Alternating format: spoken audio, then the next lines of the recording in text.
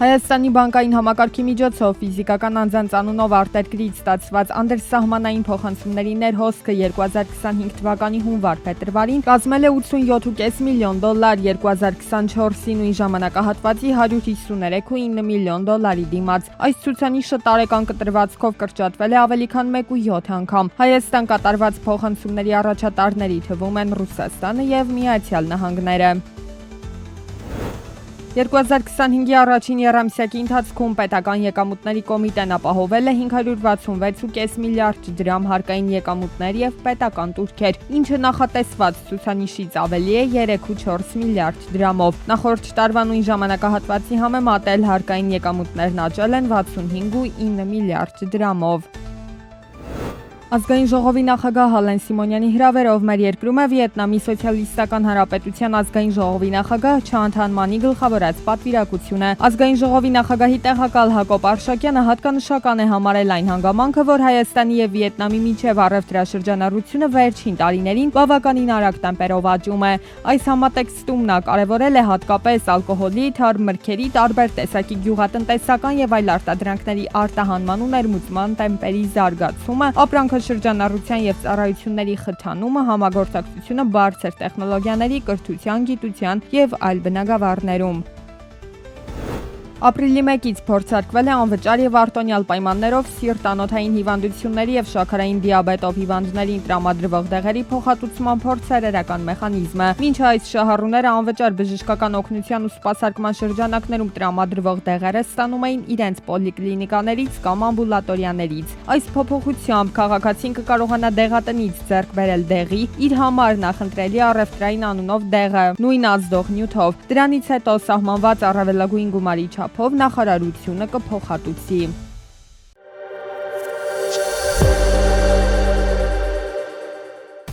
Մարտին Եվրոպան հեղուկ բնական գազի ներմուծման նոր ռեկորդ է սահմանել։ Այդ ցուցանիշը կազմել է 12.683 միլիարդ խորանարդ մետր։ Եվրոպայում հեղուկ գազի ինտենսիվ գնումները կարող են շարունակվել ողջ ամառվա ընթացքում, քանի որ տարածաշրջանի ստորգետնյա պահեստարանները դատարկվում են սովորականից մի փոքր ավելի արագ ցուրտ ձմեռվանից հետո։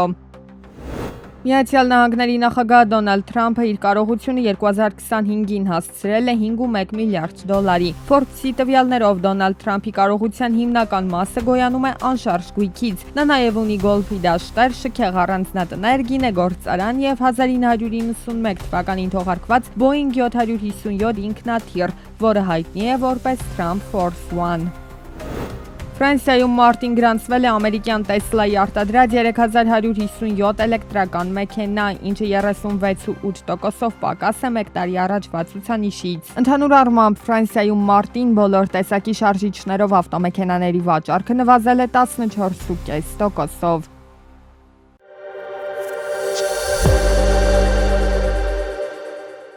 Ռուսաստանի Դաշնությունում գտնվող արտասահմանցի երկքաղաքացիություն ունեցող վարորդները հնարավորություն ունեին առանց քննություն հանձնելու ձեռք բերել այդ երկրի վարորդական իրավունք։ Ապրիլի 1-ից այդ կարգը փոխվել է։ Փոփոխությունը վերաբերում է բոլոր նրանց, ովքեր նախատեսում են աշխատանքի անցնել Ռուսաստանում եւ չունեն այդ երկրի վարորդական փաստաթուղթ։ Եվ այլևս որևէ մեկը առանց բացառության իր կարգավիճակի չի կարող վարորդ աշխատել, չունենալով Ռուսաստանի Դաշնության վարորդական իրավունք։ Դա տուգանքի ենթակա է, դա խախտում է համարվում եւ երկու անգամ եթե անձին ուղակի ոստիկանները տուգանեն հենց այս խախտման համար, սա հիմք է լինելու, որ մուտքի արգելք կստանա։ Ամսվա սկզբից ստուգումներ են Ռուսաստանի Դաշնությունում գտնվող հանրակրթական դպրոցներում, արտասահմանցի երեխայի գրանցումը կեղծ եղավ կամ գրանցման ժամկետը լրացած, ծնողներին կպատժեն։ Եվ եթե նույնիսկ ծնողը օրինական է գտնվում, ապա հնարավոր է նաև նրա օրինական գտնվելը չեղարկվի եւ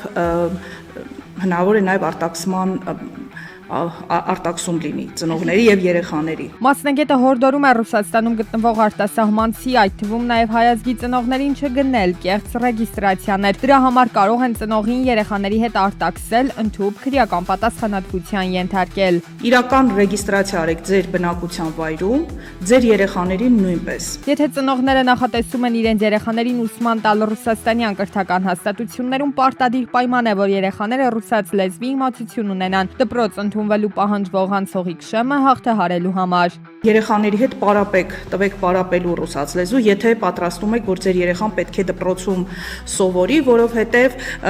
հարցերի 90%-ին պետք է երեխաները ճիշտ պատասխանեն։ Այլապես չեն կարող հաղթահարել անցողիկ շեմը։ Սա վերաբերվում է նրանց, ովքեր չունեն ՌԴ քաղաքացիություն, ունեն ՌԴ-ից տարբեր այլ քաղաքացիություն կամ չունեն ընդհանրապես որևէ քաղաքացիություն։ Հունիսի 30-ին Ռուսաստանում սպասվում է օրենսդրական հերթական փոփոխությունը, այդ օրվանից միգրանտների համար կստեղծվի թվային պրոֆիլ, որը կմիավորի քաղաքացու մասին տվյալները, բացի անձնական տվյալներից կլինեն քաղաքացու մասին կենսաչափական տվյալներ։ Մեկ պրոֆիլում կամփոփվեն բոլոր այն փաստաթղթերը, որոնք կլինեն քաղաքացու համար անձահաստատող փաստաթուղթ Ռուսաստանի Դաշնությունում։ Այս process-ը երկու էտապով է իրականացվում։ Առաջին էտապը սկսվել է դեռևս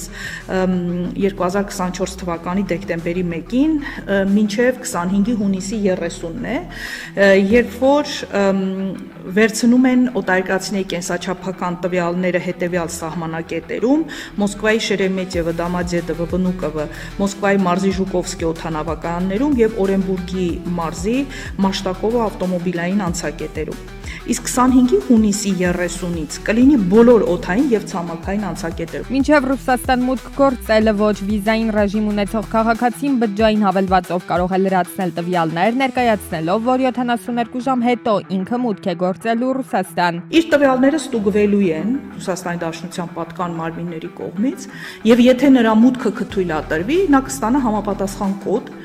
որը սահմանին կներկայացնի սահմանապահին։ Առանց այդ կոդի ուղղակի օտարերկրացուն թույլ չեն տա մուտք գործելու Ռուսաստանի Դաշնություն։ Տաթևիկ Բեժանյանն ասում է, Ռուսաստանից արդեն 20-30% հայազգի միգրացիոն հոսքերի նվազում կա 2-ից 3 տարվա ընթացքում։